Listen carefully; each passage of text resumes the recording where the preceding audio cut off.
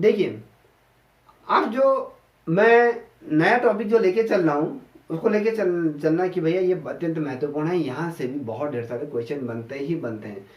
एक दो क्वेश्चन निश्चित रूप में बनते हैं, ठीक है।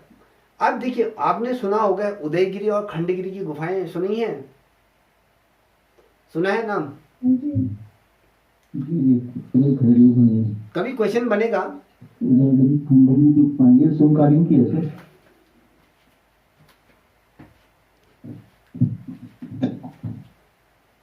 हाँ देखिए, भुवनेश्वर उड़ीसा में स्थित है। हाँ देखिए, हम बात करेंगे खंडगिरी और उदयगिरी की गुफाओं के बारे में बात करें। जैसे अभी रवि जी ने कहा कि ये जो किस काल से संबंधित है, ये कहीं ना कहीं शुंगकालीन समय से ये बिलोंग करती हैं। ये शुंगकालीन के समय में ये बनी थी।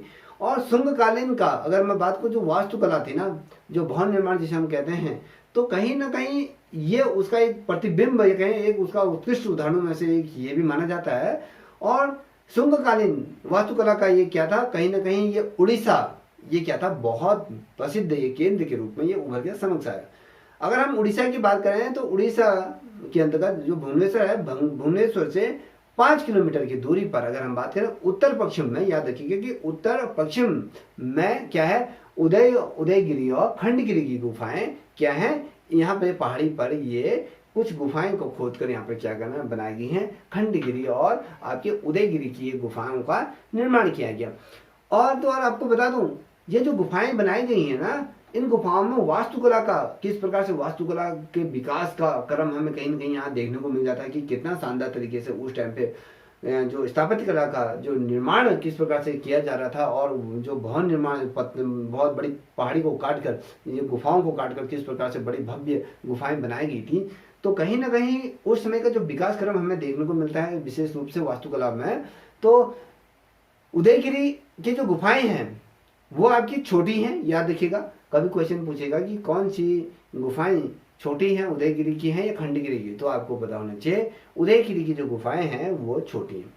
और साथ ही अगर हम बात करें उदयगिरी की जो लंबाई है, उसकी लंबाई और चौड़ाई अगर की अगर बात करें, और साथ ही जो खंडगिरी की गुफाओं में अगर हम बात करें, कुल हमें 19 गुफाएं मिली हैं, याद रखना। इसमें अगर हम कहें खंडगिरी की गुफाओं में हमें जो कुल गुफाएं मिली हैं आपके 19 गुफाएं मिली हैं। और उदयगिरी की गुफाओं की अगर हम बात करें तो यहाँ पर आपकी 16 गुफाएं हमें उदयगिरी में आपको देखने को मिलती हैं। अब मैंने कहा कि ये छोटी बनाई गई हैं, इनकी लंबाई चौड़ाई एक समान रखी गई हैं, ज़्यादा ना बड़ी ना छोटी, ये इस प्रकार से क्या गई हैं, रखी गई हैं।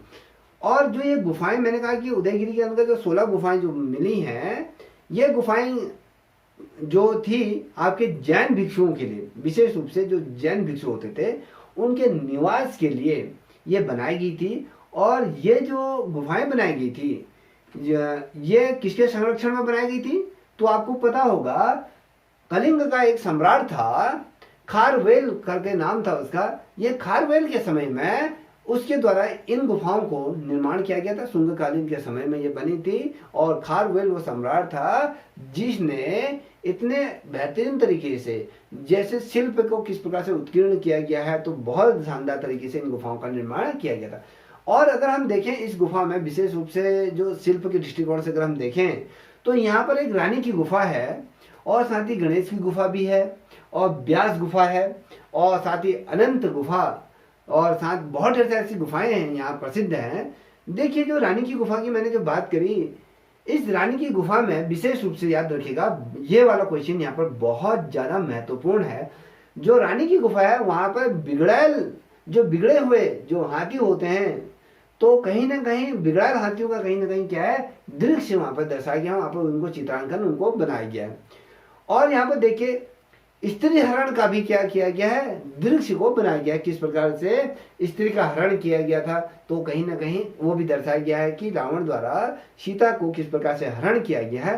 तो उस टाइम का भी दृश्य को इस गुफा में क्या किया है, बनाया गया है। ऐसा लगता है कि किसी के द्वारा कोई ऐसा व्यक्ति मूर्ति के द्वारा उकेरा गया है, तो कहीं ना कहीं ऐसा लगता है कि किसी का हरण करा, तो कहीं ना कहीं वो उससे संबंधित जोड़ दिया।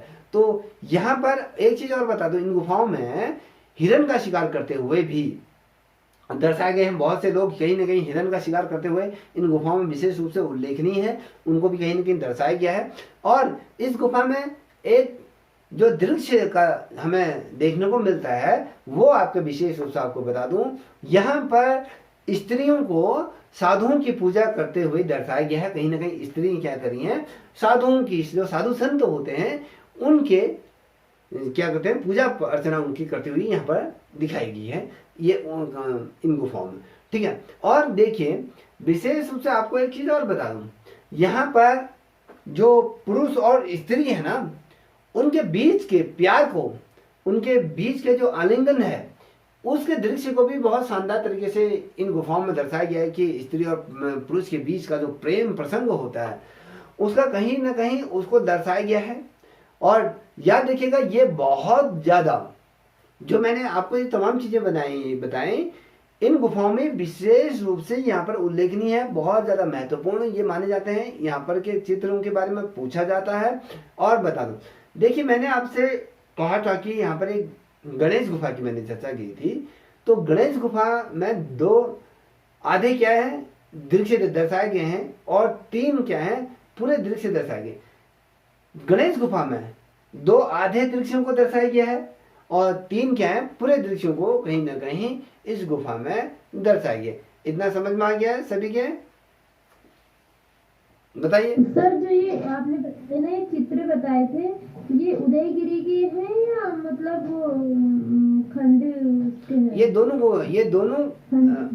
दोनों गुफाओं में इनको चित्रित किया गया। ठीक है, ये दोनों गुफाओं में तो गणेश में कह रहे हैं आप, जो गणेश गुफा में 2 आधे वृक्ष हैं और क्या बोला सर आपने? यहाँ पर ना जो गणेश गुफा है ना, जो गणेश गुफा मान लीजिए कमरा आपके गणेश गुफा है, तो यहाँ पर 2 ऐसे चित्र यहाँ पर उकेरे गए हैं जो आधे अधूरे हैं और यहाँ पर 3 चित्र ऐसे मिले हैं जो संपूर्ण रूप से पूर्ण तरीके से कंप्लीट चित्र बने हुए हैं। तो वो दृश्यों को भी कहीं ना कहीं उकेरा गया है, कहने का मतलब।